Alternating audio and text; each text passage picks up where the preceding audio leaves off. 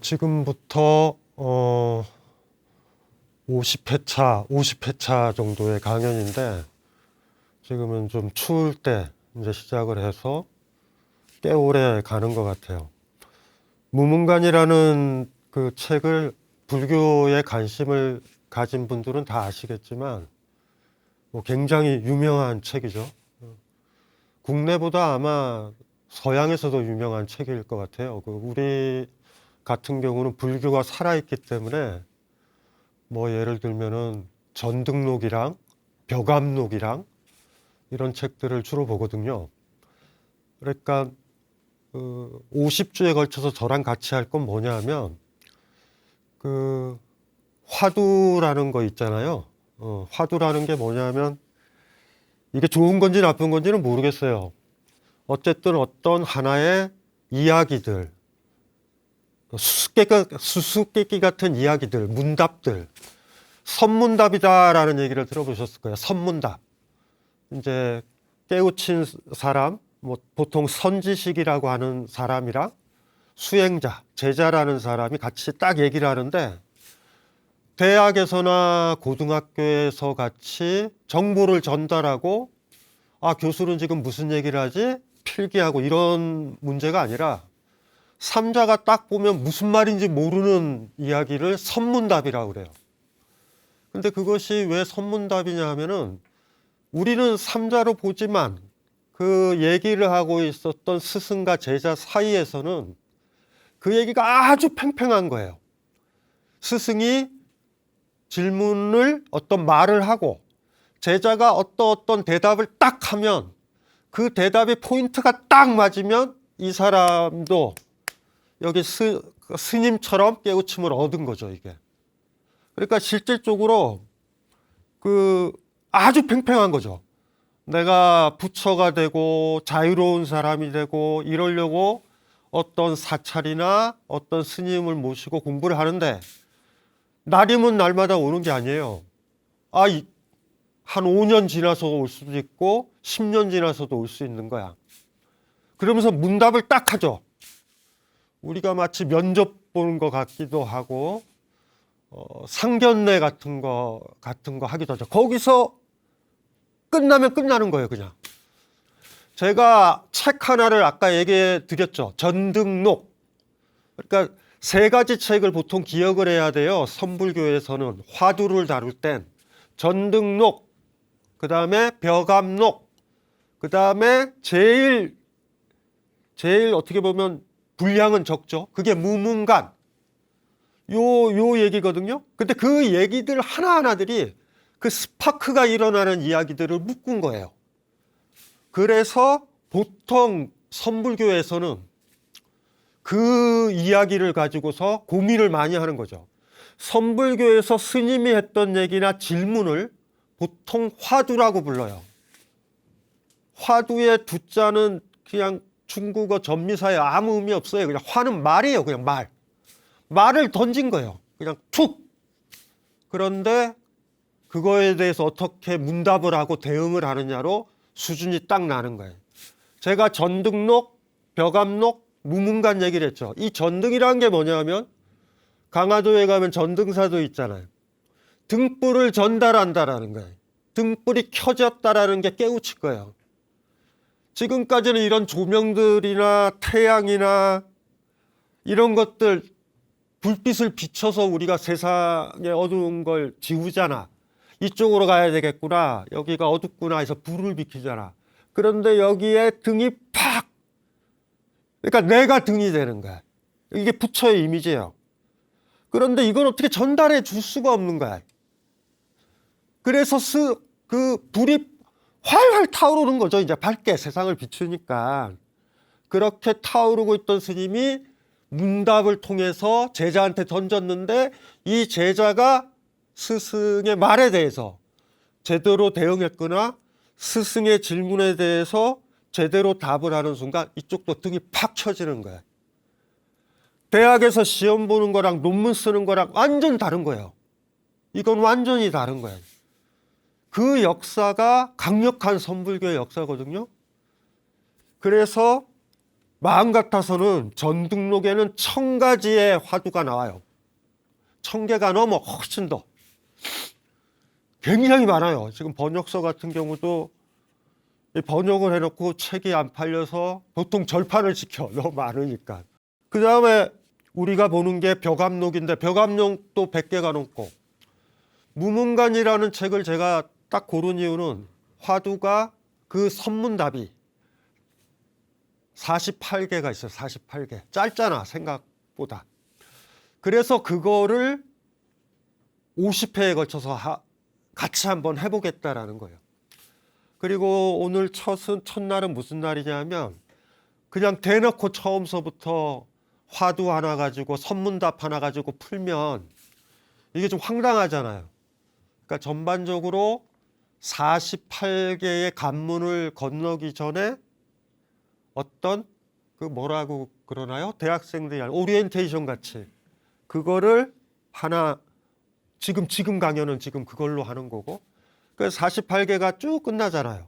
제일 마지막에 가서는 제일 마지막 그 해차 부분 뭐 몇 개월 뒤죠. 아주 뭐 한 10개월 몇 개월 뒤인데 그때는 아마 오늘 제가 했던 이 인트로 강연을 돌려서 아마 먼저 보시면 좋을 것 같아. 저 강신주라는 무문관의 이 관문을 통과하는 안내인 가이드예요. 가이드 저는. 그리고 약간의 신비 있잖아요. 뭐 화두, 깨달음, 불교 이런 것들의 신비들이 있다고. 그런 것들 그닥 좋아하지 않아요. 저는. 꼬맹이한테도 납득 못하는 가르침은 다 헛소리예요. 사실은. 네가 구구단도 외우고 고등학교 미분적분학을 다 배운 다음에야 양자역학을 배울 수 있다. 이런 것이 아니거든요. 불교의 가르침은. 꼬맹이도 깨우칠 수도 있고요. 90 먹어도 철 안 들 수도 있어요. 이거는 얼마만큼 많이 배웠느냐의 문제도 아니고 동국대 들어가서 박사학위를 받고 교수라고 그래도 아무 의미도 없어요. 어쩌면 어느 사찰에 주지라고 그래도 의미도 없을 수도 있어요. 이거는. 왜냐하면 선불교는 애초에 선불교는 그렇게 방대한 위계와 교과 절차로 만들어지지 않았고 그걸 모조리 다 날려버리면서 굉장히 주체적으로 내가 부처가 될 수 있는 어떤 길들 그런 길들을 얘기했었던 거예요. 주변에서 보고 있는 사찰의 여러 전통들과 이런 것들 교종도 섞여 있고 뒤죽박죽이에요. 철학자의 눈에서는 심플하지 않아. 우리의 목적은 부처가 되는 거예요. 다른 여타의 종교와 다른 이유 중에 하나가 불교라는 거는 나를 따르라. 내 말을 들어야 돼. 내가 등불이야. 사찰에 오지 않으면 너희들은 빛이 없어가 아니라 니들 정신에서 너의 삶에서 불을 밝혀서 네 앞길을 비치고 살아가라라는 거예요. 옛날 유명했던 소설 있잖아요. 무소의 뿔처럼 혼자서 가라. 스승 데리고 가는 것도 아니고 뭣도 아닌 거예요. 다. 그런 것들이 다 초기 경전에 다 나와 있는 말이야. 뒤쪽에 가면 조직을 만들고 교단을 만들고 경제적 생활을 하고 돈을 받고 이런 생활들이 있어요. 선불교는 그런 생활이랑은 좀 다른 거예요. 어쩌면 48주, 48개의 관문을 통과하면서 뭐라고 그러나 약간의 실마리 옛날에 초기에 시다르타가 했었던 적에서부터 현재 스님들 중에서 괜찮은 스님들 모든 스님들이 다 좋은 거 아니에요. 모든 군인들이 다 좋은 군인도 아니고 모든 선생이 다 좋은 선생은 아니잖아. 좋은 스님들한테 어쨌든 자극을 받고 들을 수 있는 그런 이야기를 듣다 보면 개 중에 몇 분이 부처가 될 수도 있는 놀라운 기적이 있을 수도 있어요. 제가 의도한 바는 아니에요. 전혀 그런 거를 의도한 바는 아닌데 심플한 거죠. 여기 보드도 갖다 놨잖아요. 그래서 저기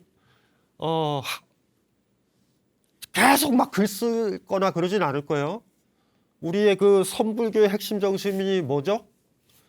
불림 문자 아시죠? 문자를 세우지 않는다. 문자를 앞에 두지 않는다. 이거는 끝난 거예요. 그냥 그걸로 끝난 거죠. 사실은. 무슨 소리냐면 너는 어휘수가 뭐야? 영어 단어 외우고 이러고 물리학의 정보 외우고 공식 외우고 막 이러잖아. 이 문제가 아니라는 거예요. 경전 자체를 모조리 지금까지 썼었던 모조리 경전들을 그런 경전들을 시다르타가 왜 썼을까? 뭐 중론이다 그러면 나가르주나 보살, 나가르주나가 왜 그걸 썼을까? 보면 그 사람 마음이에요. 불립문자라고 딱 얘기를 했었을 때 우리는 그 전통이야. 화두에 나와 있는 벽암록이라던가 아까 얘기했죠. 전등록, 우리가 다루는 무문각. 이거 한문경전으로 돼 있어. 한문으로 돼 있고 일본에서 나온 신수대장경에 그대로 있어요. 한문으로. 그걸 또 한문 독해하듯이 번역하는 사람들이 있어. 그런데 까먹지 말아야 돼요. 이거는 대하를 기록한 거야. 경전이 되면 안 돼요. 경전이 아니거든요. 그게 우리 불교 역사에서 여러분들이 배웠을 거야. 교종과 선종. 교종과 선종은요. 교종은 이론 불교고 경전 읽고 외우고 요약하고 그러는 거예요. 사실. 선종은 그거의 반대편에 돼 있어. 글 보다가 너희들이 다 마음을 놓치지 않았느냐. 뭔가 문제가 벌어지면 깨우쳐가지고 내가 등불을 비춰야 되는데 대장경을 넘긴다고. 어디서 봤지? 어떻게 봤지? 그러면 내가 사는 거예요? 아니잖아. 이 경전의 지시대로 사는 거잖아. 부처님한테 가기 위해서 부처님의 말과 부처님이 했다라는 그 경전들을 가지고 공부를 하는데 부처님 마음으로는 못 가고 부처님 마음? 내 마음이에요. 내 마음 부처님이 몰라요. 나도 부처님 마음을 몰라. 원칙적으로 사람 마음은 그런 거예요. 그런데 어느 순간에 경전이 사람 마음을 가두기 시작한다. 부처를 가두고 나를 가둬버린다고. 이렇게 동아시아에 들어와서 중국이랑 일본이랑 우리나라에서는 그래서 대승불교 전통에서 이게 뭐예요? 이게 교정이 10년 동안 구사론 공부한 사람은 무조건 말빨이 더 세. 이해되시죠? 학벌이 생겨버리는 거예요. 내 마음은 어떻게 돼? 내 마음은 어디로 갔어? 박사학위를 받고 어느 부분에서 공부를 끝낸 다음에 그 사람이 지혜로워지던가요? 그 분야에 뭐를 외우고 있을 뿐이에요, 사실은. 그래서 그거를 좀 명확하게 좀 이해도 아니죠, 뭐. 핵심일 수도 있을 것 같아. 교종할 때 교종, 선종할 때 선종. 여기는 경전들을 보고요. 이쪽은 극단적으로 말해서 마음 쪽에 가까워요, 마음. 아까 요걸 머릿속에 넣어놔야 되죠. 우리나라 불교는 보조국사 진울 이래로 성교 일치를 지향을 한다고. 정해쌍수다라는 말 들어봤을 거예요. 그게 다 모조리 다 지혜는 경전과 관련되고 선 마음과 관련된 거. 그런 것들이 다 참선, 정 이런 거랑 관련된 거예요. 이렇게 라인이. 그래서 원칙적인 가르침은 그런 거죠. 책 많이 봐야 되고 대학 다녀야 똑똑해져. 이게 교정이야. 근데 위계가 있잖아. 너 서울대 안 나왔으니까 말하지 마. 너 서울대 나왔으니까 국회의원 돼야 돼. 너 서울대 나왔으니까 CEO 돼야 돼. 위계가 만들어지죠. 근데 그 사람이 과연 지혜롭냐? 아니거든요, 사실은. 내 삶을 내 마음으로 비춰서 아까 전등 기억나죠? 이렇게 비추는 거야. 비추는 거예요. 의심하지 말고 내 앞에 비춘 걸 비출 수 있을 것인가? 아니면 자꾸 엄마한테 가서 물어보고 선생한테 물어보고 어떤 철학자한테 물어보고 책 넘겨보고 그런 거 말고요. 기껏 그 책을 넘겨보면 뭐해? 그 책 쓴 사람의 마음에 따라서 사는 것밖에 안 된다고. 내 마음의 주인이 내가 아니라 다른 사람인 거야. 이래가지고 어떻게 부처가 돼요? 산사에 가면 내려올 때 스님들이 여러분들한테 항상 얘기하는 게 있어요. 성불하라고. 부처되라라는 거예요. 부처되라라는 거. 부처가 돼서 사찰에 오지 말라라는 얘기예요. 그게. 부처가 됐는데 왜 사찰에 와요? 내 머릿속에, 내 마음속에 등불이 뻥 터지면, 터지기 전까진 그럴 때는 밝은 불빛이 필요할 수도 있어요. 불교는요, 사찰은요, 모든 사람이 부처가 돼가지고 없어져야 되는 게 궁극의 목적이에요. 불국토라는 말 들어보셨죠? 부처불, 국토가 불국이 부처의 나라들이잖아. 부처가 황제가 되는 게 아니에요. 다 부처야. 그 땅에서 사는 거니까 사찰이 뭐가 필요 있어요. 그러니까 기본적으로 불교라는 것이 종교로 몰아붙이거나 종교화시키면 안 돼요. 저기 석가모니불한테 몇 배를 하게 되면 더 강력해진다. 이러면은 심각해지는 거예요. 만약에 그렇다면 그게 불교의 가르침이라면 철학자인 저는 불교랑 단절해요. 사람이 스스로 깨달을 수 있고 자유로울 수 있다는 걸 강조하지 않는데 어떻게 인문학자가 불교 만만세 그래요. 의의가 있고 가치가 있고. 힘은 그거죠. 우리는 지금도 아마 각 사찰, 승가대학 거기서 치열하게 공부하시는 분들 있을 거야. 그때는 제가 보기엔 주지 스님도 그 젊은 스님들을 건드리지 못해. 왜요? 부처로 가고 있는 사람들이거든. 이게 아직도 우리나라 불교가 살아있다라는 힘인 거야. 마치 예수처럼 하나님처럼 모시지 않는다. 내가 하나님이 될 수 있다. 불국토로 가는 거죠. 제가 철학자로서 불교에 대한 애정을 항상 가지고 있는 이유는 그런 것들이에요. 불국토라는 개념처럼 민주주의를 명확하게 얘기한 게 있는가? 각자 등불이 있으니 그 등불들이 모여가지고 우리 공동체를 결정한다. 어떤 사람은 등불이 없으니 등불 든 애들이 끌고 가는 이미지가 아니에요. 마치 모세가 나타나서 위기에 빠진 사람들을 건네는 그림이 아닌 거야. 얼마나 세요?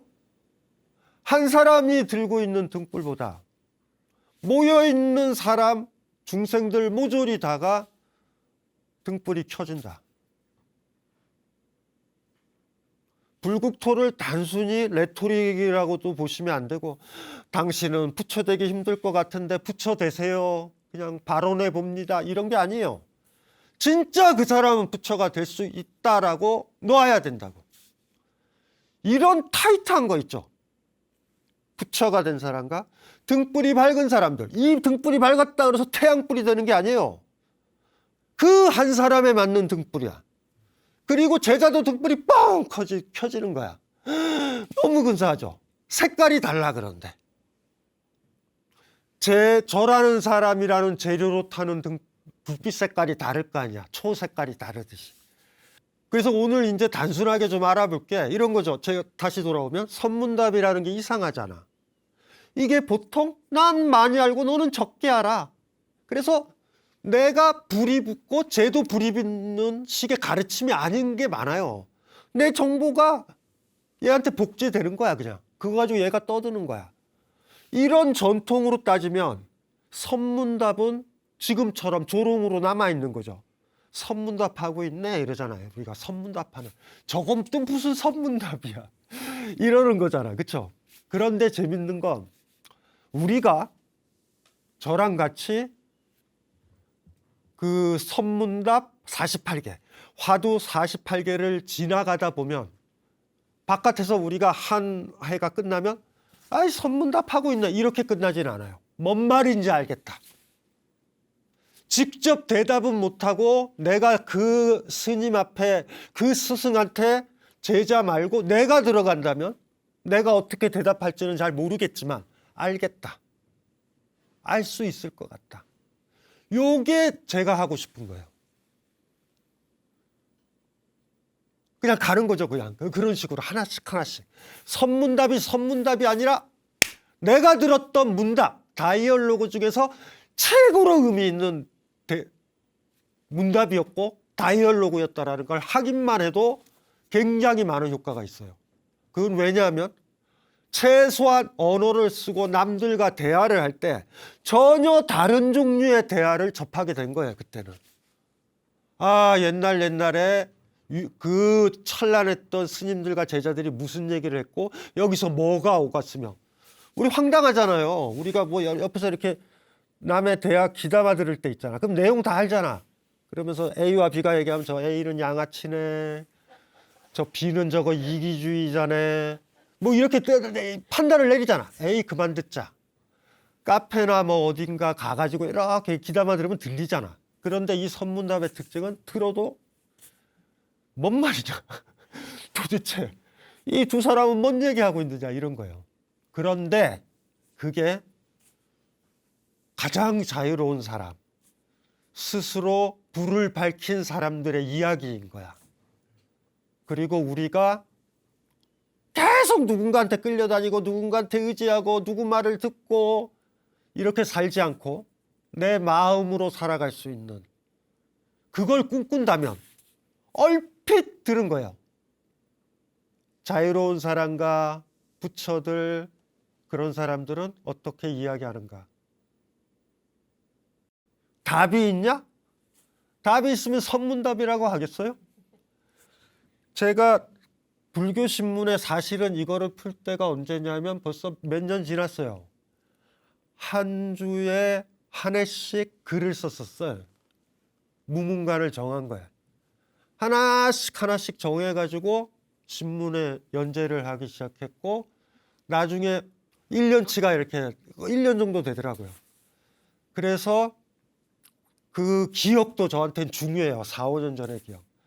이번 강연을 하면서 이렇게 여러분을 안내해 가면서 지금 제가 이게 그때 책으로 나왔던 책이에요. 매달린 절벽에 손을 뗄 수 있는가 책으로 묶은 건데, 사진을 보고 굉장히 제가 서글펐던 게, 몸이 축나기 전에 비만한 사진. 제 눈엔 비만한데 많은 사람들이 이 얼굴을 기억을 하고 이 얼굴 기준으로 저를 봐서 강신주 저거 얼마 지나면 죽겠다. 이렇게 얘기를 해요. 어쨌든 사진도 보고. 안 읽고 와요, 이거. 저는 이 강연을 끝나고 이걸 읽을 거예요. 제가 떠들었던 얘기를. 4년 사이에 어떻게 표현이 내가 달라졌는가. 제가 뭐라고 떠들면 강신주는 위대하게 살고 있는 것 같다. 안 그래요. 위대한 건가? 아니, 모르겠어요. 상태가 안 좋은 건가? 철학자는요, 그리 못 살아도 옳은 건 떠들어요. 그러니까 좋은 점이 있는 거야. 지가 못 산다고 그래서 옳은 얘기 안 해주면 황당하잖아요. 그런데 실질적으로 또 뭐 수행하는 스님들은 그렇게 얘기할 거야. 진정으로 그렇게 사는 다음에 얘기를 해야 된다. 저는 그렇게 보진 않아요. 그분들 위대는 해. 근데 철학자의 역할도 있는 거죠. 옳은 건 옳은 거예요. 내가 그렇게 못 살아도. 그래서 철학자는 빨라요. 그리고 욕도 많이 얻어먹어. 너는 그러면 네가 떠든 그 얘기를 위해서 어떻게 살았냐? 옳은 건 알아요. 그래서 매번 후회하면서 살아. 아, 사람들 만나면 이렇게 얘기해주고 이렇게 아껴주고 이렇게 사랑해줘야지라는 게 만나기 전에는 아주 깔끔하게 정리돼 있어요. 우리 그럴 때 있잖아요. 오늘은 어머님 만나서 잔소리 다 들어줘야지 했는데, 얼마나 적적하신 분은 말을 많이 해야 되고 내가 들어줘야 돼. 이거 알잖아. 그래서 막상 가서 어머니랑 얘기를 하면 10분, 15분 전에 화가 나기 시작하죠, 슬슬. 그게 안 되는 거예요. 그렇다고 그래서 외롭거나 나이 든 사람 말은 들어줘야 된다라는 그게 거짓은 아니야.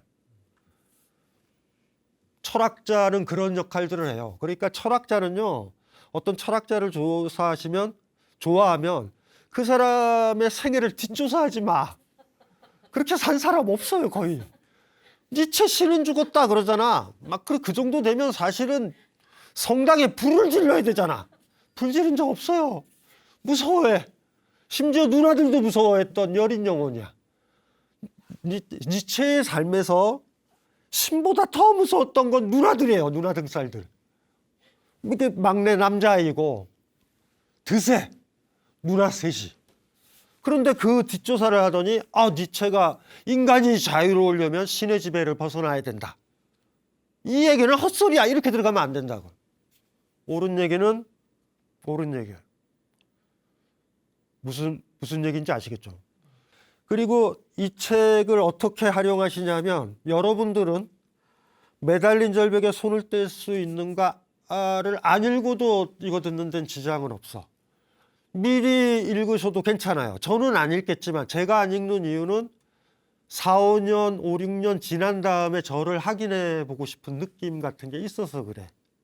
무슨 말인지 이해되시죠? 그때 떠들었던 자유를 표현했던 강신주와 50대 중반이 지나서 떠드는 강신주는 어떻게 자유를 묘사하지? 얘가 화두를 어떻게 풀지? 요게 궁금한 거야. 5, 6년 그 나이를 확인하고 싶은 거예요. 이 책은 무문가를 다 풀었고요. 그리고 이 책 부록이 뭐가 있냐면 원문이 있어요. 원문이. 무문간 번역한 것.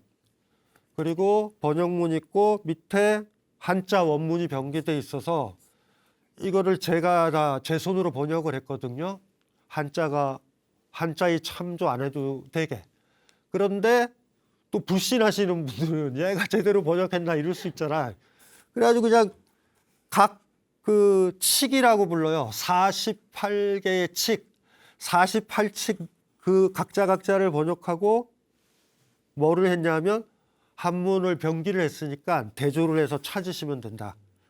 예, 그거를 이제 하시면 돼요. 이렇게 해서 미리 예습이 의미가 있나? 복습의 의미가 있나? 모르겠어요. 예습해도 되고 복습해도 좋고요. 예습 안 하는 게 낫고 복습 안 하는 게 좋아요. 둘 다 똑같아. 제가 봤을 때. 그런데 약간 배회하고 있다. 매주 무문관을 하나 통과하는데 강신주랑 일반 사람들, 다른 사람들은 통과하고 있는데 나는 아직도 제자리다. 뭐 이런 느낌이 드시는 분들은 책을 넘기시는 게 도움이 될 것 같아요. 48개의 무문관을 다 통과하고서 책으로 묶으면서 매달린 절벽에 손을 뗄 수 있는가라는 그 제목을 정한 이유가 있어요. 48개를 통과했잖아요. 제가 혼자 통과한 거예요. 여러분들이 뭔 도와줬어요, 저를. 똥 쌀 때, 밥 먹을 때, 뭐 할 때, 산에 올라갔을 때, 바위 위에 앉았을 때, 또 누가 어떤 선생님, 어떤 학회 모임에 갔는데 이 선생이 아무것도 모르면서 논문 발표하고 떠들 때가 있어요. 그때 졸음이 와요. 그러면 그 논문 나눠주거든요, 이렇게. 그러면 저는 거기 이응이랑 미음 있잖아. 거기 이렇게 색칠해요. 이렇게 색칠하고 화분도 만들고 이래. 그러다가도 또 졸려. 그럴 때 화두 생각했어요. 1개 관문, 2개 관문, 48개 관문을 통과했잖아. 49번째에 제가 한번 옛날에도 스님들이 했던 질문이지만 하나의 질문을 던지고 싶었어. 여러분들한테. 매달린 절벽에서 손을 뗄 수 있느냐고. 그러니까 이게 제목 보면은 와 제목 멋있다. 그게 아니에요. 그러니까 이 책을 넘기기 전이나 이거 강연을 지금 무문관 저랑 같이 듣는 사람들 있잖아. 매달린 절벽에 손을 뗄 수 있느냐고 묻는 거고요. 다 끝난 다음에 또 묻는 거예요. 이제는 매달린 절벽에 손을 뗄 수 있는가? 매달린 절벽이 뭐예요? 절벽 있죠, 절벽. 이게 절벽이야, 절벽. 흑판보다 절벽. 여기 매달려 있어요. 여기다 쓰면 안 되지. 이렇게 해서 손으로 매달려 있는 거야, 이렇게. 절벽이에요, 절벽. 낭떠러지야, 여기. 현해살수. 옛날에 스님들이 그랬다고. 불섭계제. 매달린 절벽에 손을 뗄 수 있느냐. 그리고 네가 밟고 있는 계단, 사다리에 안 밟을 수 있느냐, 발을 뗄 수 있느냐, 이런 거예요. 요거의 중고등학교 버전이 백척간두 진일보예요. 들어보셨죠, 그거? 백척이나 되는 대나무 끄트머리, 간두, 백척간두, 진일보, 진은 이거야. 한 보만. 100보 나가라고 할 필요 없어요. 한 보 가도 추락하고, 두 보 가도 추락해. 10보 가서 추락하면 더 추해. 사실은. 안 떨어지려고 바둥바둥 하다 떨어지는 거니까. 백척간도 진일보할 수 있어요? 100척이나 되는 대나무 끄트머리에 서 있는 거야. 한 걸음 나갈 수 있냐고요. 이게 이런 거예요. 이게 화두란 말이에요. 이게 화두야. 백척간도 진일보할 수 있는가? 이해되시죠? 그것도 화두인 거예요. 매달린 절벽에 손을 뗄 수 있는가? 이거 사람입니다. 귀신 아니고. 이게 절벽에 매달려 있어. 손을 뗄 수 있냐고요? 있어요? 없어요. 매달린 절벽에 어떻게 손을 떼? 죽으려고.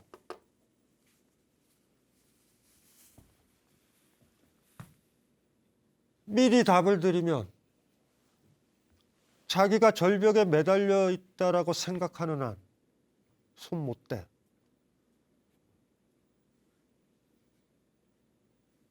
자기가 생각하고 있는 거예요. 매달린 절벽이라고. 불교에서 집착을 제거한다. 개소리 하지 마세요. 왜 집착하는지 아세요? 그거 없으면 죽을 것 같아서 집착하는 거예요. 사람마다 다 달라요. 매달린 절벽이. 제 눈에는 다 보여요. 여기 매달려 있는 사람, 여기 매달려 있고. 근데 여기 매달려 있는 사람이 야, 그거에 왜 매달려? 거긴 절벽 아니야. 이런다고. 그래서 함부로 얘기하지 말아요. 야, 떠나간 남자한테 왜 집착하냐? 얼마 전에 무슨 뭐 어떻게 해가지고 투자한다고 그래서 돈 다 잃어버렸다며. 돈에 왜 집착하냐? 죽은 아이에 왜 집착하고? 나이 들면 왜 집착하고? 섹시한 몸매에 왜 집착하냐? 자본주의 사회는 집착 가지고 먹고 사는 거 아니에요. 다 집착을 강화시킨 다음에 그거 팔아먹는 거 아니에요. 단백질 제제도 팔아먹고 뭐 또 팔아먹고 스펙도 다 하려고 그러고 스펙 없으면 죽을 것 같고 그걸 빠져버리면 다 매달려 있는 거예요. 불국토는 개뿔 무슨 불국토예요. 지코가 석잔데. 매달린 절벽이라는 건 절벽이 아니에요. 절벽이 아니라는 걸 알아야 손을 놓는다고. 불교를 시작하면 12연기의 제일 처음이 뭐예요? 무명. 없을 무자랑 밝을 명자 쓴다. 제대로 모른다. 무명. 무명에서 벗어나야 된다. 다 매달려 있다고 생각을 해요. 매달린 절벽에 손을 뗄 수 있는가? 사실은 저 답은 손을 못 떼요. 절벽에 매달려 있는데 어떻게 손을 떼? 죽으려고? 또 하나의 답이 가능하지. 손을 놓으면 돼. 손을 놓으면 절벽이 아니라는 걸 알아. 에이? 저렇게 떨어질 줄 알았더니 안 떨어지는 거야. 돌아보니 태어나서 절벽에 매달린 적이 없다라는 걸 그때 가서 알아. 백척간도 진일보도 똑같은 거예요. 내가 언제 백척간도 위에 올라간 적이 있어? 어느 순간에 백척간도에 올라가 있다라고 느껴지는 거야. 이게 문제인 거예요. 그래서 한 걸음 내디디면 어떻게 돼? 평지래? 아이고야. 처음에 여행 갔었을 때 기억하시잖아요. 왜? 집 떠나서 살면은 너무 무섭고 그렇다고 그러잖아. 한두 번만 나가면 놀라운 일이 벌어져요. 집에 들어오기가 싫어. 처음엔 어떻게 가지? 연수 어떻게 가지? 내 방 아닌 데서 어떻게 자지? 이런다고. 가면 돼요. 별거 없어요. 48개를 몇 년 전에 이 책으로 묶을 때 매달린 절벽에 손을 뗄 수 있는가라는 제목을 그래서 정한 거예요. 그러니까 이 책을 처음에 서점에서 넘기신 분들은 매달린 절벽에 손을 떼면 훅 가는 거 아니야. 그리고 저거 착각하시면 안 돼요. 매달린 데 손을 떤 다음에 손오공에서 나오는 것처럼 근두운을 타고 날아간다는 얘기를 하는 거 아니야. 전혀 그런 얘기 아니에요. 우리는 절벽에 매달렸던 적이 없어요. 한 번도. 우리는 백척간도 위에 쓴 적이 없어. 어느 날 시간이 지나니까 어머나 매달려 있네. 나 이거 놓으면 죽어. 이거 놓으면 죽을 것 같아. 어머나 왜 이렇게 날카로운 곳에 서 있지? 여기서 한 걸음 걸으면 나 죽어. 이러면서 우리는 노예가 되는 거예요. 한마디로 말해서 자유롭지 못하게 되는 거예요. 예, 이거 예쁘지 않아요? 매달린 절벽에 손을 뗄 수 있는가. 그게 진짜 힘들죠. 절벽에 매달려 있어. 그러면 절대 손 못 놔. 거기에 붙잡혀 있는 거야. 부들부들 떨면서.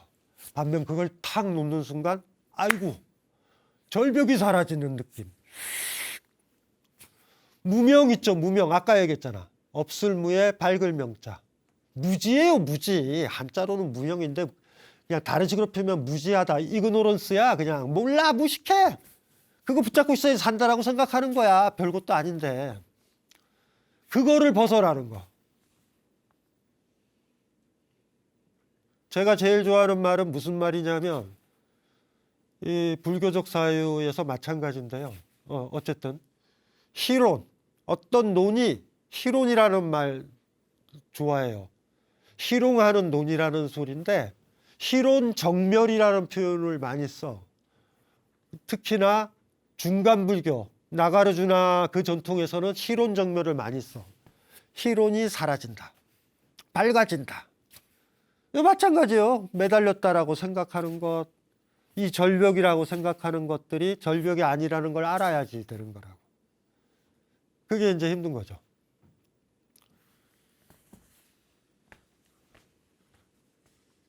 진짜 중요한 거를 책을 소개를 못 시켜줬다.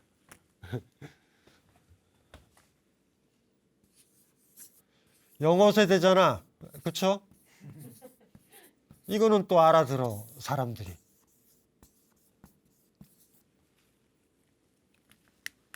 (48주) (50회) 강연 때 한자는 거의 판서를 안 할 거예요. 아무 의미도 없어요. 왜냐하면 못 알아듣기 때문에. 왜 뭔 상관 있어요? 우리가 주인이 되면 되지 뭐. 영어로 된 법구경 읽었다고 한자로 읽어야지 부처의 가르치면. 그런 소리가 어딨어. 그런 거 아무 의미도 없는 거죠. 무문가는, 무문이라는 말은 사실은 이 책을 편집한 무문 스님의 이름이기도 하지만 무문해계라는 송나라 시절, 중국 송나라 시절 스님이 편집한 책이에요. 48개 하도를 모아서. 그런데 책은 무문관. 관은 알죠? 관문. 무문은 뭔지 알죠? 문이 없다라는 거야. 그래서 서양의 번역서들에 이게 있어요. 나중에 뭐 외석 코너나 뭐 검색 아마존 같은 데 쳐봐요. 게이트리스 게이트. 얘네들은 그냥 노골적인 거야. 여기서부터 이제 화두 냄새가 물씬 나는 거야. 우리가 선문답의 특징 아시죠? 저게 뭔 소리야? 선문답하고 있네 이러잖아. 제목도 좋잖아. 게이트리스 게이트. 뭔 소리예요 저게. 문이 없으면 문이 없어야지. 문 없는 문이라니. 적어서부터 일단 장난을 치는 거예요. 자유로운 사람만이, 등불이 켜진 사람만이 저게 모순이 없다라는 걸 알아. 네. 게이트리스 게이트. 그리고 우리가 앞으로 다룰 거는 바로 48개의 관문. 그런데 문이 없는 관문이잖아. 여러분들 반드시 그렇다? 어디론가 가서 이게 좀 막혔네. 답답하네. 이러면 여러분 문 찾아. 습관이에요, 습관. 여기 아무것도 없죠? 여기 아무것도 없죠? 이런 게 문문관이에요. 노골적으로 그냥 쉽게 얘기하면 문이 없으니 그냥 가면 되잖아. 여러분들은 어떤지 알아요? 여길 지나가야 되는데 어떻게 지나가요? 여기 문이 어디 있어요? 문 찾아. 지금까지 습성이니까. 비슷한 느낌이 들죠? 백척간도 진일보랑 같죠? 그러니까 48개가요. 48개가 아닐 수도 있어. 딱 한 개의 문일 수도 있어요. 무문관이라는 제목 하나가 하도 하나일 수도 있어요. 그리고 어떻게 얘기해보면 문이요! 그냥 없을 수도 있어요. 그러니까 50회 동안 쓸데없는 짓을 하는 수도 있어. 그래서 몇몇 분들이 분명히 그럴 거야. 선문답하고 자빠졌네. 이럴 거야 분명히. 저 철학자까지 달려들어서 스님들의 선문답도 짜증나는데 이제 철학자까지 달려들었다. 제가 아까 언뜻 얘기했잖아요. 그러면 빨리 이거 아까 저 10% 책 있죠? 매달린 절벽. 저 책 사가지고 넘겨보세요. 그렇게 만만하지 않다라는 걸 확인할 수 있으니까. 게이트리스 게이트. 문이 없는 관문도 어쩌면 제목 자체가 화두인 것 같아. 그렇죠? 어디로 들어가면 습관에 빠져서 문 찾아서 헤매는 우리로 생각을 한다면 마무리를 해야 돼요. 이제는 마음 같아서는 두서너 시간 떠들고 싶은데 막 떠들다 보니까 지금 뭔 얘기를 하고 있나 뭐 이런 생각도 들고 또 들으시는 분들도 그럴 것 같아. 다음 주소부터요. 순서대로 가진 않아요. 1칙, 2칙, 3칙, 4칙, 5칙, 48칙으로 돼 있어요. 그 순서대로는 가지 않을 거예요. 왜냐하면 송나라 시절에는 1칙이 제일 쉬웠을 거야. 무슨 말인지 알죠? 아니 처음부터 어렵게 하면 어떡해. 안 되죠. 이렇게 알잖아. 책도. 처음에 수학책에 미적분학 나와봐요. 사람들 간다 그냥. 수학 안 해. 그런데 제가 불교신문에 연재할 때랑 지금 강연할 때 이 책을 묶었을 때 순서는 우리 시대 사람들한테는 놀랍게도 요 칙이 제일 쉬울 수도 있겠구나 라고 해서 순서를 바꾼 거예요. 그러니까 그냥 뭐 여러분들이 무슨 힘이 있겠어요. 제가 그렇게 강의하면 가능하면 하는 거지. 그런데 기본적인 애정을 가지고 하니까 불신하지 마시고요. 에이 정통적으로 하자라고 하시는 분은 이 책 제일 뒤에 무문관 제가 번역했다고 그랬잖아요. 그거는 1칙서부터 48칙 순서대로 돼 있어. 그러면은 오히려 난 전공법이야 이렇게 생각하시는 분은 이 책에서 칙을 보시고 칙 옆에 넘버링이 달려 있어서 본문으로 가면 강신주는 이 관문을 어떻게 통과했지를 볼 수 있어요. 그렇게 보실 분은 그렇게 보셔도 될 것 같아. 각자 길로 가요. 문은 없으니까. 저는 저대로 갈 거고 여러분은 여러분대로 갈 거고 이거 보시는 스님들은 스님대로 가시고 큰 스님은 큰 스님대로 가시고 그리고 여가 생활로 그냥 보실 분은 보시고 뭐 우리 각자 갑시다. 어쨌든 다음 시간서부터 본격적으로 첫 번째 관문 한번 통과해 보도록 하겠습니다. 고맙습니다.